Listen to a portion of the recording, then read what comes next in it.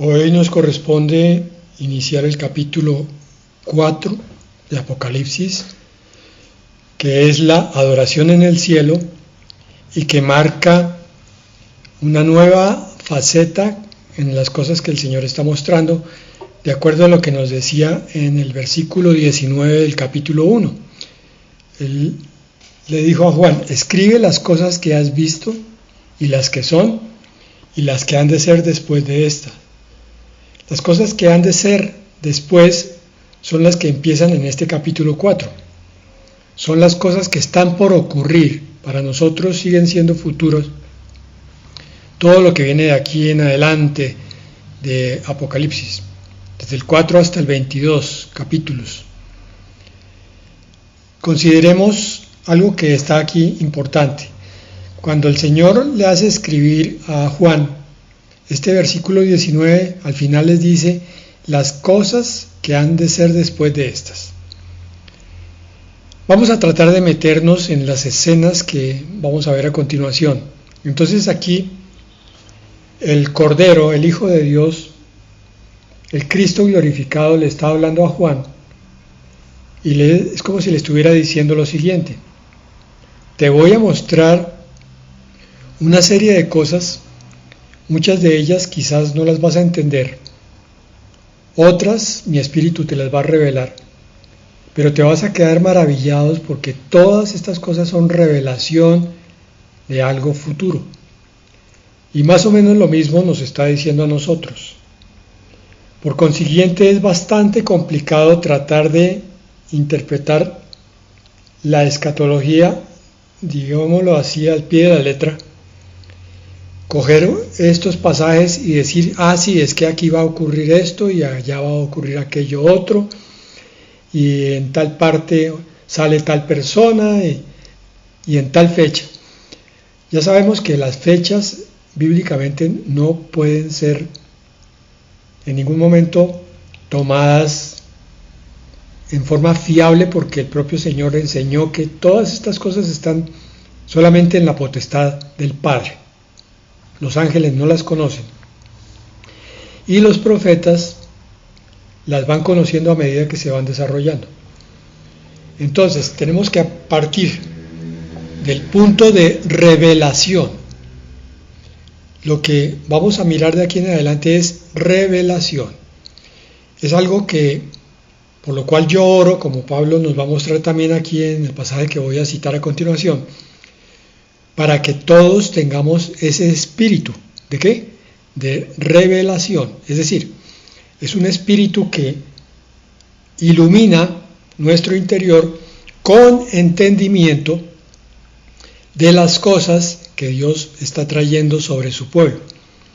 Me refiero a la palabra que está trayendo y también concatenada con las noticias de lo que está pasando realmente, o sea, en tiempo real. La revelación produce un milagro que es el que la palabra explica las noticias y las noticias se entienden a la luz de la palabra. No vamos a mirar muchas noticias ni más faltaba, pero sí, ojalá cada uno de ustedes esté pidiendo en este preciso instante ese espíritu de revelación del cual nos habla Pablo en Efesios 1, 17 al 19. Miren que él empieza diciendo que está orando por los efesios. Dice: pido que el Dios de nuestro Señor Jesucristo, el Padre de gloria, les dé espíritu de sabiduría y de revelación. ¿Cómo así? Continúa, en el pleno conocimiento de Él. La revelación es conocer a Dios y conocer sus planes y sus cosas. Continúa, habiendo sido iluminados los ojos de su entendimiento, para que conozcan cuál es la esperanza a la que los ha llamado. La revelación produce esperanza.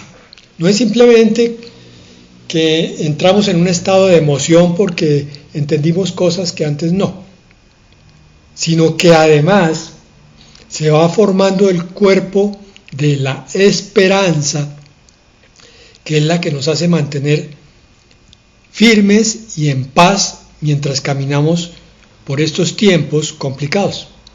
Pero no solo la esperanza, porque continúa diciendo, ¿cuáles las riquezas de la gloria de su herencia en los santos? La revelación, aparte de esperanza, da entendimiento sobre las cosas que nos esperan. La herencia.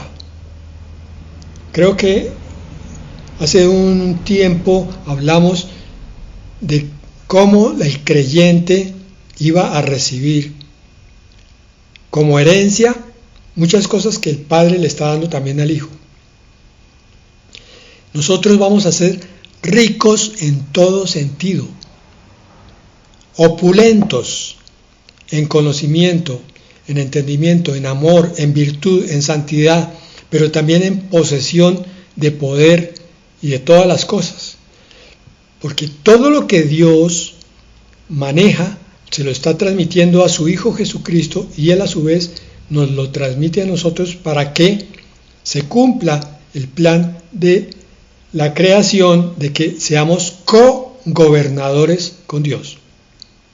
Co-gobernadores. La gente se mata hoy metiéndose a política a ver qué cuota de poder logran obtener. Y están por completo ignorando la mayoría de los incrédulos, todos los incrédulos, pero a muchos cristianos también, cuál es la herencia que tenemos, la herencia de poder y de gobierno que nos ha sido dado. Y continúa en el versículo 19, cuál la inmensurable grandeza de su poder. Entonces son tres cosas, esperanza, herencia y poder, para con nosotros los que creemos conforme a la operación del dominio de su fuerza.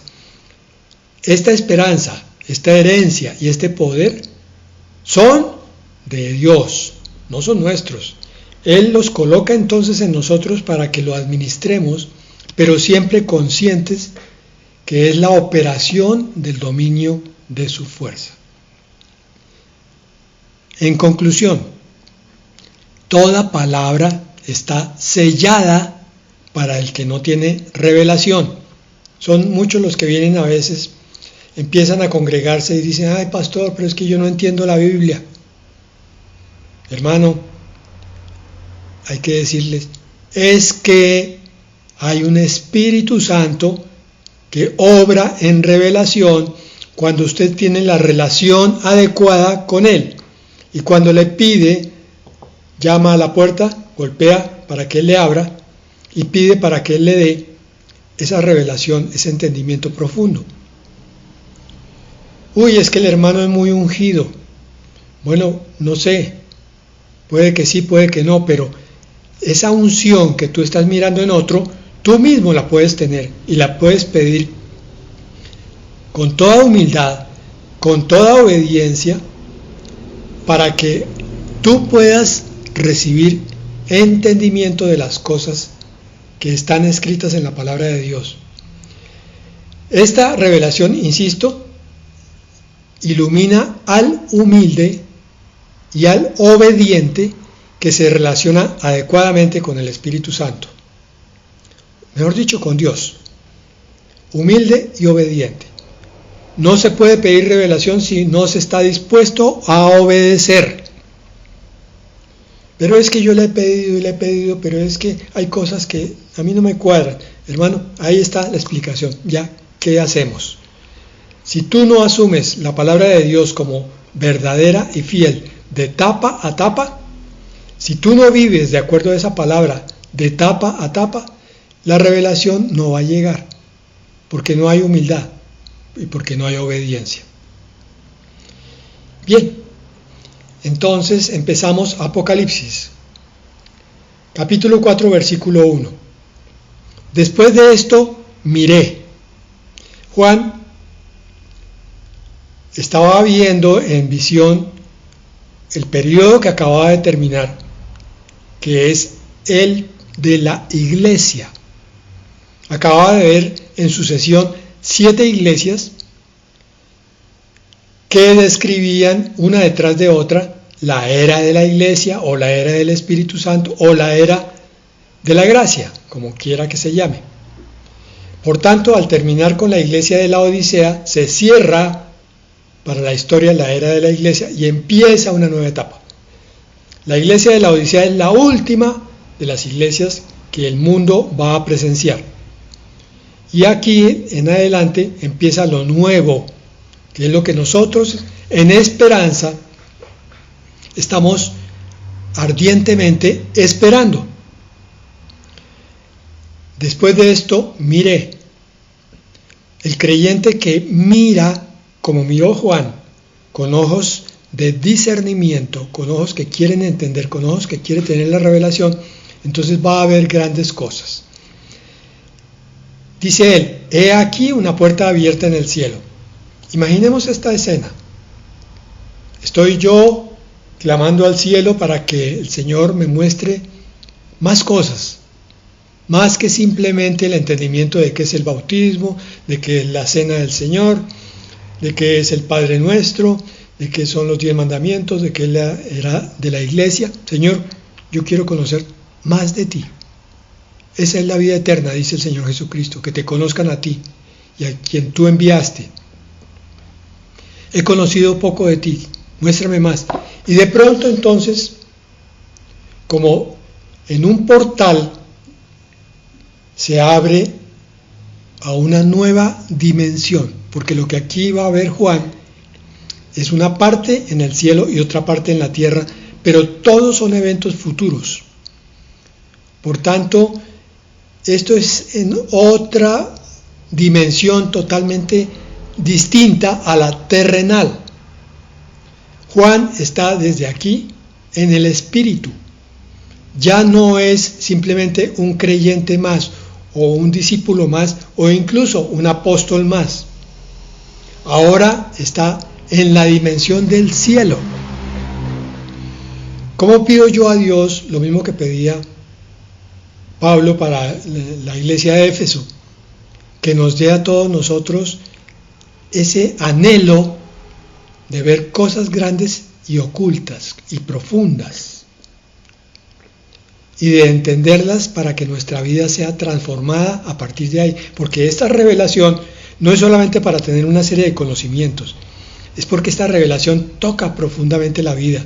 Entre más yo conozco de Dios, entre más yo estudio de Él, más comprendo de Él, entonces más aferrado estoy a Él, más fácil me queda tener una relación plena con Él, y por tanto comprender cada vez más y más. Este es un cristiano fuera de la dimensión terrenal.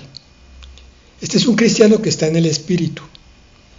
Pero como no entendemos qué es estar en el Espíritu hasta que no nos hemos metido allí, por eso estoy usando estas descripciones que se quedan cortas en palabras. Entrar a esta dimensión es algo que tú debieras desear con todo tu corazón, porque te va a hacer vivir una vida que ni te imaginas. Perdón por si ya lo iniciaste, ya estás en esa dimensión espiritual, ya tienes revelación, ya tienes comunión muy íntima con el Señor. Te pido perdón, porque entonces esta enseñanza va para los que no lo han logrado todavía. Recuerden siempre que para lograr la espiritualidad hay que abandonar el mundo. El que camina en el mundo, metido en el mundo, viviendo en el mundo y como el mundo vive, no podrá captar la belleza y la magnificencia de la vida espiritual. ¿Qué pasa aquí? Entonces, primero, yo veo una puerta abierta en el cielo. En segundo lugar, oigo una voz que me conmueve profundamente, que me traspasa. Dice aquí, la primera voz que oí era como de trompeta que hablaba conmigo. No sé si ustedes han estado junto a una trompeta cuando toca. Es estridente, es muy fuerte el sonido de una trompeta y que a uno lo puede dejar medio sordo inclusive. Pero sobre todo lo pone en otra tónica, casi incluso obligando a taparse los oídos. No solo eso, sino que ahora continúa diciendo, la voz de trompeta, una voz muy fuerte, una voz con mucha autoridad. Sube acá y te mostraré las cosas que han de acontecer después de estas. Esa voz le dice, a partir de este momento te voy a mostrar el futuro. ¿Por qué hay tanto éxito en el mundo, y especialmente en el mundo oscuro, con las brujas, con las bolas de cristal, con los horóscopos?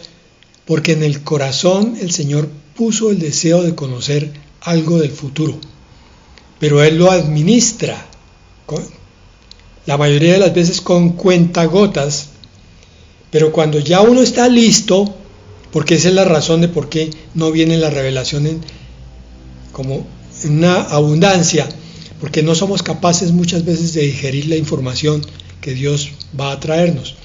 Entonces Él da a cuentagotas. Como el diablo sabe que en el corazón queremos conocer el futuro, entonces se inventó todas estas cosas que les decía. Todo lo que es brujería y satanismo tiene que ver con conocer el futuro, porque es muy grande el apetito, el anhelo, que yo espero que tú tengas. Sube acá, te dice, y te mostraré las cosas que han de acontecer después de estas.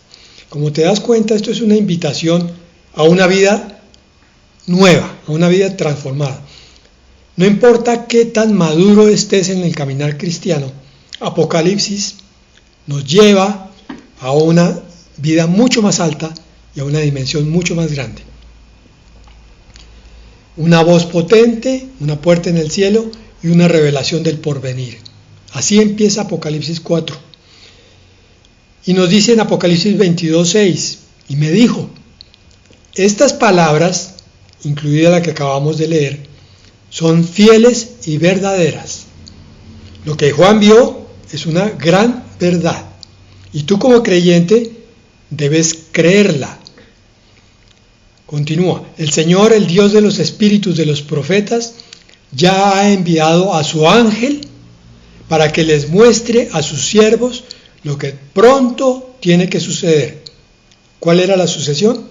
El Señor Jesucristo lo mandó a su siervo Juan, y Juan lo mandó a los ángeles de cada iglesia. Son los que tienen que mostrar a los siervos de cada iglesia, las ovejas, lo que pronto tiene que suceder.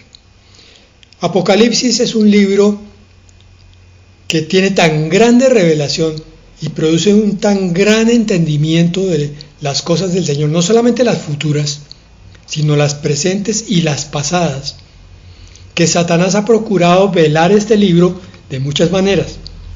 La forma preferida de Satanás es provocando miedo.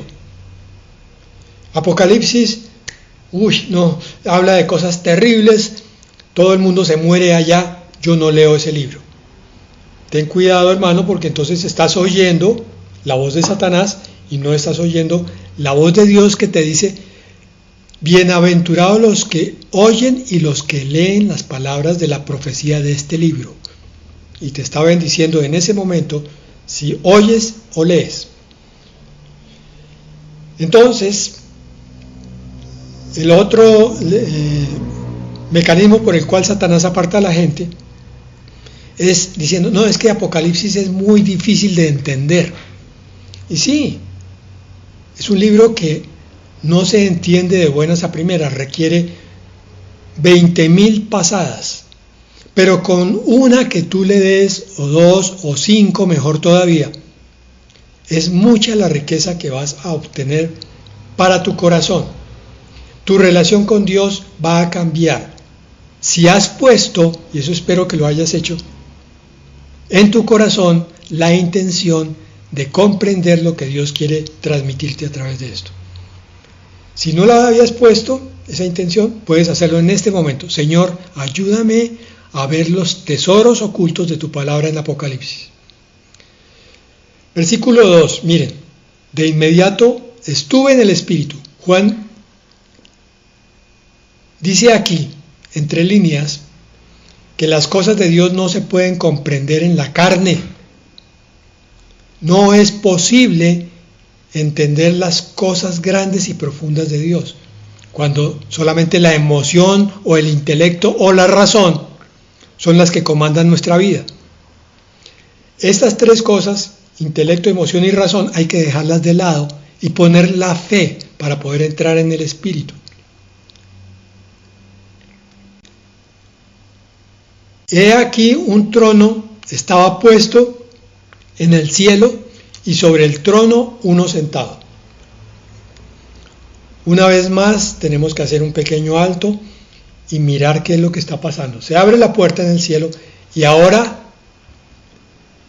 tremendo, lo que estamos mirando es nada menos que el trono de Dios. Aquello que en el fondo de tu corazón anhelas profundamente. Estar cerca de la presencia de Dios, y dice la palabra que Él está sentado en su trono. El trono es el símbolo de la dignidad, de la autoridad y del poder de Dios. Y sobre el trono uno sentado, y el que estaba sentado era semejante a una piedra de jaspe y de cornalina. Alrededor del trono un arco iris semejante al aspecto de la esmeralda. ¿Ok? Estás mirando el trono. Por fin lo pudiste ver. Y lo que ves es deslumbrante. Es como una piedra preciosa, transparente, iluminada con una luz refulgente que casi no te deja ver detalles. Es tanto el brillo que tú tienes que taparte los ojos. Pero empiezas a ver cosas increíbles que no has visto nunca aquí en la tierra, ni siquiera en sueños, ni siquiera en la imaginación.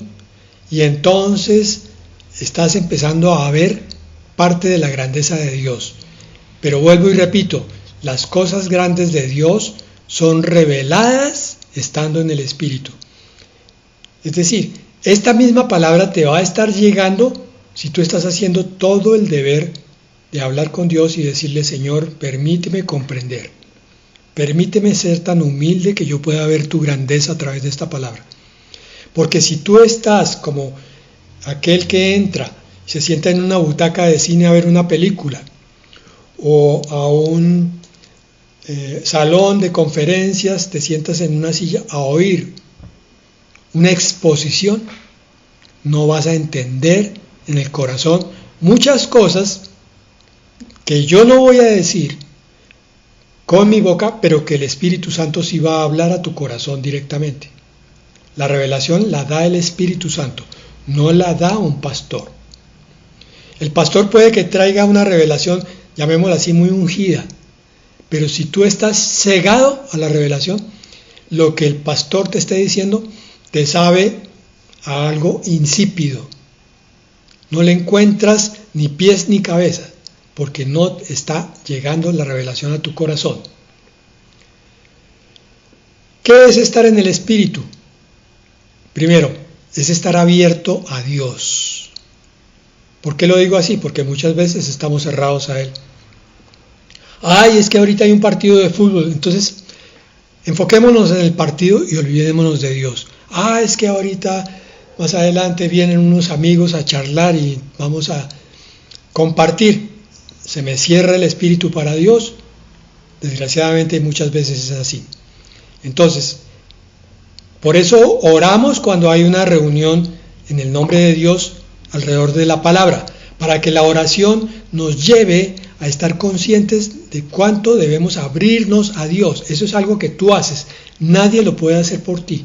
Tú le dices: Señor, tómame, Señor, muéstrame.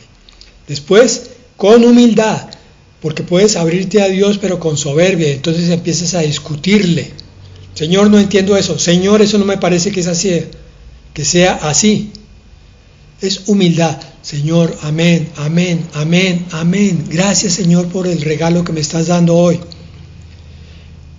Abierto a Dios, con humildad, con obediencia, porque lo que tú recibes es para ponerlo en práctica, inmediatamente, en totalidad. La obediencia es la expresión del amor a Dios. Y cuarto, con reconocimiento de Dios. Eso es lo que se llama darle la gloria a Dios. Gracias, Señor, porque esto proviene de ti. Gracias, Señor, porque hoy estoy entendiendo cómo es que tú te mueves en mi vida, en el mundo, en mi mente. Isaías 6, 1 al 4, con respecto a la adoración que vamos a ver y a la presencia de Dios en el cielo. Hay varios pasajes en la Biblia, Ezequiel tuvo otro, de visiones de cómo era el trono celestial. Uno de los más claros es este de Isaías 6, versículos 1 al 4. En el año que murió el rey Usías, vi yo al Señor sentado sobre un trono alto y sublime, y el borde de sus vestiduras llenaba el templo. Esto es para darnos idea de su magnificencia. Hermano, imagínate en este preciso momento, cerrando tus ojos, que estás en el templo de Dios allá arriba en el cielo y lo estás mirando. Lo primero que deberías sentir es como una conmoción dentro de ti, porque sabes que estás frente a lo más grande del universo, al que creó al universo, al que te creó a ti, al que te sostiene con vida, al que te da todas las cosas. Dice Isaías, por encima de él había serafines, cada uno tenía 6 alas, en otra parte los llaman querubines, a los de 6 alas, bueno, esa discusión no tiene hoy objeto. Cada uno tenía 6 alas porque, mira lo que pasa aquí, con 2 cubrían sus rostros. Humildad de los serafines o los querubines, que son los ángeles más poderosos de toda la creación, y sin embargo se tapan el rostro delante de la presencia de Dios. Con 2 cubrían sus pies, porque los pies están en contacto con cosas que se pueden contaminar. Y con 2 volaban. El uno proclamaba al otro diciendo, Santo, Santo, Santo es el Señor.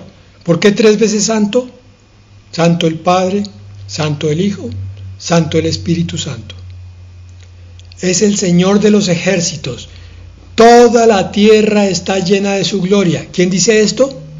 Los serafines. Los umbrales de las puertas se estremecieron, temblaron con la voz que proclamaba, y el templo se llenó de humo. Esto es una escena que no cabe en ningún corazón y en ninguna mente humana, solamente en alguien que está en el espíritu y contempla esto con una grandiosidad, con un sentimiento de que es algo tan sublime, tan excelso, tan glorioso, que lo único que uno podría hacer en estas condiciones es caer de rodillas con la frente contra el piso y glorificar al Señor y honrarlo y adorarlo. Porque aquí tenemos al mismísimo Dios omnipotente, el de Isaías y el de Apocalipsis. Este Dios es el objeto de nuestra búsqueda cristiana, ¿sí o no, hermanos? Por eso estamos reunidos aquí. Estamos buscando de Dios, estamos buscando conocerlo, estamos queriendo aprender a adorarlo y acercarnos a Él. Objeto de nuestra búsqueda. Y la palabra nos lo describe.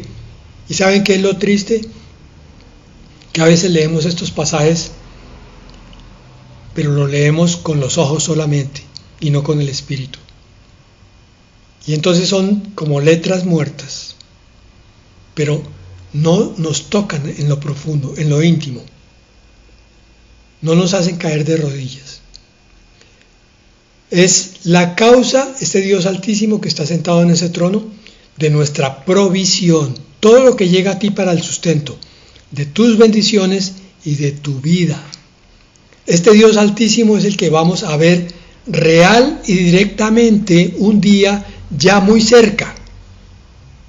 Cuando el Señor Jesucristo venga por su iglesia y seamos transformados en un abrir y cerrar de ojos, seremos trasladados a esta presencia gloriosa, a este trono excelso y resplandeciente, Y entonces entenderemos cuánto tiempo desperdiciamos aquí. Muchas veces estando incluso en un culto, estando ante la palabra de Dios, estábamos perdiendo el tiempo, porque no nos estábamos dejando tocar por las cosas de Dios. Este Dios excelso es el que debiera ser el objeto de nuestra adoración continua, con alabanzas, sacrificios, comunión y con cada acción diaria. Voy a describir cada uno de estos. Tu adoración. Este capítulo 4 está enfocado en eso. Y está puesto allí para que todo el que lea entienda cómo es la adoración, o cómo va a ser mejor la adoración celestial, cuando esté la iglesia allá arriba. Pero es exactamente igual ahora, mientras la iglesia todavía no ha llegado. Los ángeles y los santos están en adoración continua. Y aquí, mientras tanto, nos hablan de adoración y nos parece que es solamente levantar las manos cuando alguien canta por allá, quién sabe qué canción. Adoración son muchas cosas. Es tu alabanza. Es cuando tú le dices, grande eres tú, Señor. Excelso Dios que me da la comida cada día. Poderoso Dios que me da la salud a pesar de ciertos pequeños achaques. Hermosísimo Dios que me levantas para que ore contigo y yo vea ese milagro que está al alcance de mi vida, que es el de orar en el Espíritu y que tú respondas la oración. Y entonces yo vea cómo llega lo que yo te pedí, Señor, porque estaba en tu voluntad. Y después no pueda decir que no hay milagros, porque los milagros se están dando con cada oración. Estar en el Espíritu, hermanos, es hacer la voluntad de Dios y por tanto la oración va a estar en la voluntad de Dios. Por tanto, la oración que tú hagas en la voluntad de Dios va a ser contestada. Y la vas a ver, porque tú estás pidiendo lo que Dios quiere también. Por eso la alabanza es tan importante. Gracias, Señor, por todas las oraciones que has contestado. Gracias, Señor, por esa sanidad. Oramos del grupo, éramos 30 o 40, pues no oramos sino 10, no importa, porque el resto estaba muy ocupado, qué pena. Pero esos 10 estábamos en el Espíritu, Señor, y clamamos y se levantó el enfermo. Gracias, Señor, qué glorioso Dios que tenemos nosotros. Gracias, Padre. Segundo, dije sacrificios. ¿Por qué sacrificios? La vida cristiana no es como la de los monjes mendicantes que se metían a hacer votos de sacrificios y entonces escasamente comían, caminaban descalzos sobre piso áspero, dormían en camas muy duras. Pues bueno, si tú tienes ese llamado, perfecto. Pero el sacrificio no es lo que marca la vida cristiana en esa descripción que acabo de dar. Cuando llega el dolor, cuando llega la enfermedad, tú lo puedes ofrecer como sacrificio, cuando llega la pérdida. Pero el resto de tu vida puede ser vivida en plenitud de gozo. Con alabanza, que ya vimos, con ofrecimiento de sacrificio, le dice, Señor, este dolor que tengo te lo ofrezco. Pero también, si te place, Señor, quítamelo. Y cuando me lo quitaste, Señor, entonces gracias, Padre. Gracias por haberme permitido el dolor para ofrecértelo, pero ahora gracias por haberme sanado para que yo cante de tu gloria y de tu poder. Alabanzas, sacrificios, comunión. Esto que les estoy diciendo es revelación, hermano.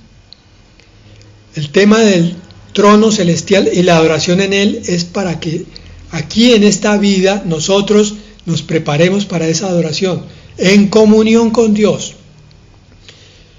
El Señor está diciendo, hay muchos de mis hijos que les cuesta muchísimo trabajo acercarse a mí, pero yo siempre estoy dispuesto. Yo siempre estoy con los brazos abiertos. Si no sabes qué decir, no digas nada, pero ven y déjate abrazar. Ven y refúgiate en los brazos de tu Padre. Ven y trae tus cargas. Y después aprenderás otras cosas nuevas, pero empieza con eso, por lo menos. Un abrazo de tu Padre Celestial, para que te goces en la comunión con Dios. Porque quizás muchos han pensado que tener comunión con Dios es algo pesado, algo duro, eso de mantenerse concentrado más de 5 minutos pensando en Dios es muy complicado. Claro, muy complicado en la carne, pero cuando el Espíritu ya ha descubierto el gozo de estar en comunión con Dios, el gozo de ver las cosas que Dios está mostrando, el gozo de entenderlas y después de llevarlas a aplicación en la vida práctica. Ese gozo no te lo quita nadie. Y tú, que lo sentiste una vez, quieres volverlo a repetir y entonces vuelves a buscar la comunión con Dios y otra y otra y otra vez. Muchos no han entrado en la comunión con Dios porque ni siquiera se han dado el permiso para ir la primera vez. Perfecto, todo eso es parte de la vida cristiana, las alabanzas, el sacrificio, la comunión. Pero hay otra cosa muy importante. La adoración también es cada acción diaria. Si te toca lavar unos platos, si tienes que barrer la casa, si tienes que hacer una diligencia en un sitio demasiado concurrido en tu ciudad, implica incomodidades. Cada acción de esas tú se la puedes ofrecer como adoración a Dios. Hay que aprender, hermanos, a sacudir las estructuras religiosas que el diablo ha querido poner en nuestra cabeza. Sí, es que una cosa es la palabra y otra cosa es la adoración. No, hermano, es lo mismo. En la palabra tú tienes que adorar y mientras adoras tú tienes que recordar la palabra. Porque es un solo Dios y Él es un Dios integral, en armonía perfecta, todo con todo. Entonces la alabanza es parte de la palabra, es parte de la oración, es parte de la comunión y cada acción diaria es parte de tu vida cristiana. Tú no puedes vivir una vida cristiana de iglesia o de Biblia o de armario de oración y el resto del tiempo como si fueras mundano y profano.